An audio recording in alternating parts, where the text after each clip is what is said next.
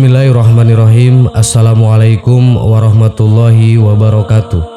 Sahabat yang beriman, Fir'aun dan Iblis merupakan sosok yang memerankan tokoh antagonis dalam skenario kehidupan manusia.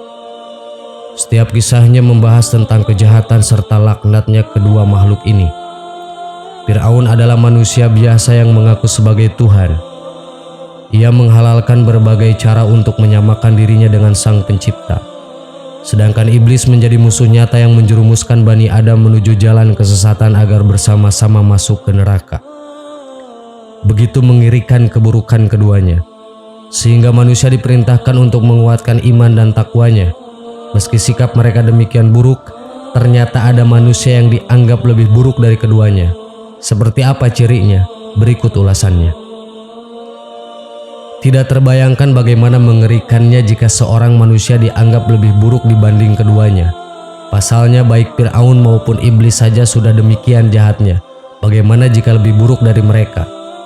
Pasti hal-hal yang dilakukan oleh manusia yang lebih buruk ini akan lebih buruk pula dibanding keduanya. Ternyata tidak demikian adanya, karena cirinya sangat sering sekali terlihat dan dialami oleh manusia. Bahkan di antara kita juga sering melakukannya. Ciri manusia yang dianggap lebih buruk dari Fir'aun dan Iblis adalah tidak mau memaafkan kesalahan orang lain. Hal ini sangat sering terjadi dalam kehidupan. Memaafkan ternyata bukan perkara mudah. Namun bukan berarti manusia boleh tidak memberi maaf orang yang telah berbuat kesalahan. Hal ini tertulis dalam kitab An-Nawadir karya Syekh Syihabuddin Ahmad Ibnu Salamah Al-Misri Al-Qulyubi Asy-Syafi'i. Dikisahkan suatu kali Iblis mendatangi Fir'aun dan berkata, "Apakah kau mengenaliku?" "Ya," sahut Fir'aun. "Kau telah mengalahkanku dalam satu hal." "Apa itu?" tanya Fir'aun penasaran. "Kelancanganmu mengaku sebagai Tuhan. Sungguh aku lebih tua darimu, juga lebih berpengetahuan dan lebih kuat ketimbang darimu, tapi aku tidak berani melakukannya." "Kau benar, tapi aku akan bertaubat," kata Fir'aun. "Jangan buru-buru begitu," bujuk Iblis laknatullah. "Penduduk Mesir sudah menerimamu sebagai Tuhan. Jika kau bertobat, mereka akan meninggalkanmu, merangkul musuh-musuhmu dan menghancurkan kekuasaanmu hingga kau tersungkur dalam kehinaan." "Kau benar," jawab Fir'aun. "Tapi apakah kau tahu siapa penghuni muka bumi ini yang lebih buruk dari kita berdua?" Kata Iblis, "Ya, orang yang tidak mau menerima permintaan maaf orang lain, ia lebih buruk dariku dan darimu." Dari Abu Hurairah radhiyallahu an, Rasulullah SAW bersabda, "Barang siapa yang didatangi saudaranya yang hendak meminta maaf, hendaklah memaafkannya.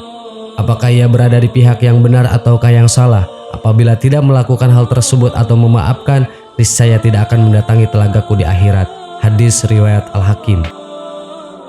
Memang perkara memaafkan tidak semudah membalikan telapak tangan. Terlebih jika kesalahan yang dibuat demikian menyakitkannya hingga menjadi luka yang teramat pedih.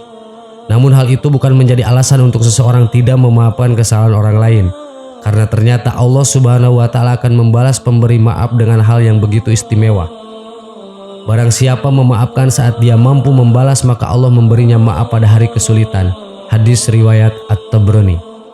Dan hendaklah mereka memaafkan dan berlapang dada. Apakah kamu tidak ingin Allah mengampunimu?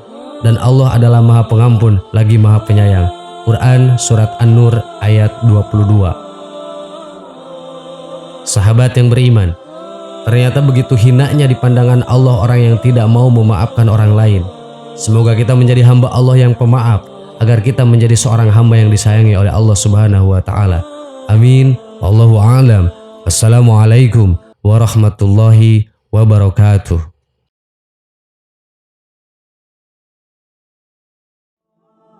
Bismillahirrahmanirrahim. Assalamualaikum warahmatullahi wabarakatuh.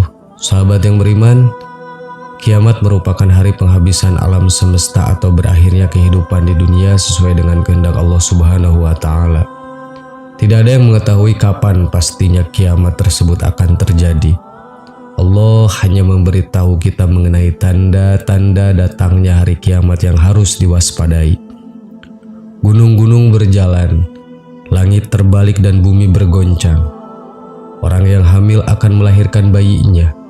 Orang yang menyusui lupa pada anak yang disusuinya. Anak-anak jadi ubanan, matahari mengalami gerhana, manusia lupa diri dan setan pun bingung. Allah Subhanahu wa Ta'ala berfirman, Sesungguhnya goncangan pada hari kiamat adalah goncangan yang sangat besar. Quran Surat Al-Hajj ayat 1. Hari kiamat adalah kepastian yang akan datang jika tiba saatnya. Tidak ada satu orang pun yang tahu kapan kiamat itu datang.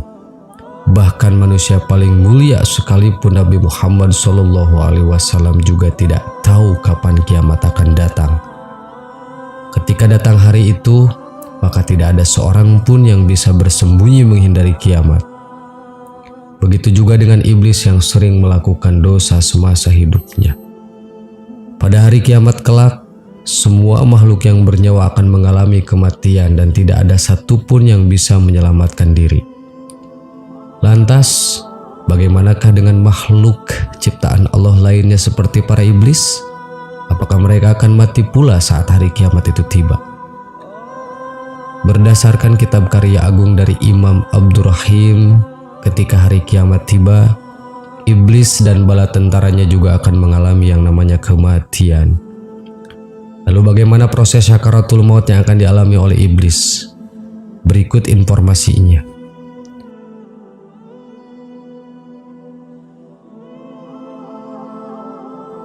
Allah Subhanahu wa Ta'ala berfirman,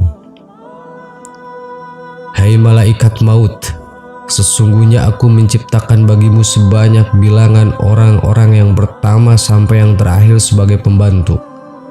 Dan aku menjadikan untukmu kekuatan langit dan bumi.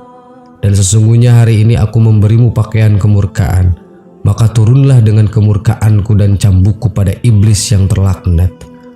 Maka timpakanlah kematian kepadanya dan bawalah padanya pahitnya kematian orang-orang dari yang pertama sampai yang terakhir dari manusia dan jin dengan berkali-kali lipat. Dan bawalah besertamu 70.000 malaikat Zabaniyah, beserta setiap malaikat sebuah rantai dari neraka Lazza." Lalu malaikat maut memanggil para malaikat untuk membuka pintu-pintu neraka. Maka turunlah malaikat maut dengan rupa yang sangat menakutkan dan menyeramkan. Setelah sampai di hadapan iblis, malaikat maut menangkapnya hingga pingsan. Iblis menjerit dengan jeritan yang seandainya seluruh penghuni langit dan bumi mendengarnya, maka pingsanlah mereka sebab jeritan iblis tersebut. Seperti yang diketahui bahwasannya iblis dan bala tentaranya meminta keringanan kepada Allah Subhanahu wa Ta'ala agar ditangguhkan kematiannya hingga hari kiamat kelak. Saat hari kiamat kelak, iblis akan mengalami saat-saat yang begitu menyakitkan.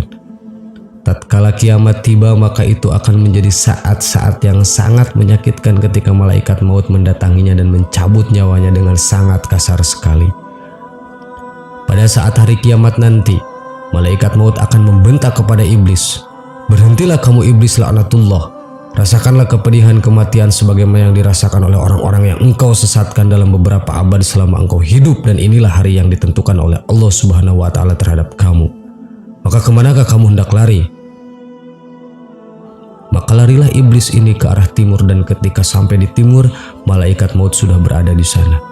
Iblis pun berlari ke arah barat dan malaikat maut pun sudah berada di sana. Kemanapun iblis lari, maka malaikat maut selalu ditemuinya. Di saat inilah iblis merasa begitu ketakutan. Ia mencoba berlari untuk menghindari malaikat maut tersebut, namun kemanapun iblis itu menghindar, malaikat maut selalu saja bisa menemukannya. Lebih ringan cahaya daripada api antara bahan pembuatan malaikat dan iblis, sehingga malaikat selalu lebih cepat daripada kecepatan iblis. Tidak ada satu tempat pun yang bisa dijadikan sebagai persembunyian pada saat hari kiamat kelak. Kemudian iblis mencoba lari ke makam Nabi Adam alaihissalam dan berkata, "Karena kamulah aku mendapat laknat." Dalam sekejap, malaikat maut telah sampai terlebih dahulu di hadapan iblis. Kemudian iblis bertanya, "Minuman dan siksaan apakah yang akan ditimpakan terhadapku?" "Kamu akan diberi minum dari neraka Lazza. Siksa yang kamu terima serupa dengan siksa ahli neraka tapi berlipat ganda." Mendengar ucapan malaikat maut tersebut, iblis pun jatuh berguling-guling ke tanah sambil menjerit sekuat-kuatnya. Ia kemudian berlari-lari ke arah barat, ke timur, dan akhirnya sampai ke sebuah tempat di mana dia pertama kali diturunkan. Lalu malaikat Zabaniyah menurunkan gentolan, menarik dan menikamnya dengan tombak. Maka iblis itu pun mengalami naza atau proses pencabutan nyawa dan sakaratul maut yang teramat menyakitkan. Pada saat itu, bumi bagaikan bola api karena dikerumuni oleh malaikat Jabaniyah yang menikam dengan bebatuan dari neraka sehingga iblis merasakan siksa sakaratul maut yang amat sangat pedih dan menakutkan. Pada saat itu dipanggillah Nabi Adam alaihissalam dan istrinya Siti Hawa agar melihat iblis sekarat. Nabi Adam alaihissalam lantas memanjatkan doa, "Ya Allah, sesungguhnya Engkau telah menyempurnakan nikmat-Mu kepada kami." Sahabat yang beriman, demikianlah informasi mengenai sakaratul maut yang akan dialami oleh iblis dan bala tentaranya pada hari kiamat kelak. Meskipun iblis memohon ampun kepada Allah, mereka tidak akan pernah diampuni karena telah ingkar kepada perintahnya. Wallahu a'lam. Assalamualaikum warahmatullahi wabarakatuh.